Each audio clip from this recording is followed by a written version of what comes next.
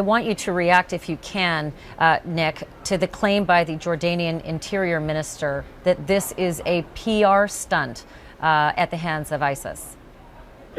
I mean, let's remember, ISIS has murdered just about every other high-profile prisoner captive that they've had, and they've murdered them in a despicable way. They have used everyone that they've kidnapped for maximum publicity, relations, PR, if you will, for their own benefit and for their own good. We've seen that in the last few days. They've only become worse in this regard. So why even consider from the beginning that they would be speaking any amount of truth on this issue? We know that their sole aim here is to divide the international coalition that's fighting them, and what better way than to blame the Jordanians for killing an American captive, when ISIS, as we know in the past, have shown their absolute willingness to kill these people themselves. So despicable that they would even suggest that killing her would be a bad thing, because it's something that they would have in their minds to do at some point anyway. They've proven that. So without ISIS presenting evidence at this time of what they are claiming, it is very, very hard to believe them.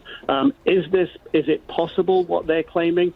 For sure, it's not impossible, but the vast probability is this is a public relations stunt on the part of ISIS to divide the international coalition at this particular time, just when that coalition is really getting its resolve and action together.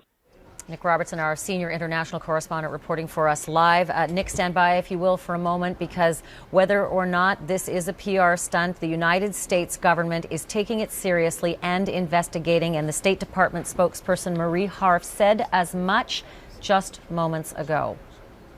The Islamic State claims that an American female was killed in a Jordanian airstrike. Do you have any knowledge of this to be true, false, or what? I cannot confirm those reports in any way. Do you know? Obviously, people are looking into them, but cannot confirm them. Okay. Do you know if the woman in question is alive still? We're just not going to get into specifics about Americans being held overseas for privacy of them, of their families. Obviously, as you can imagine, these are very sensitive situations, so we're just not going to get into those details. Is it your understanding that the Islamic State was holding an American woman without identifying whom? We have said that there are a number of Americans being held overseas, including still by the Islamic State. I'm not going to get into further details than that.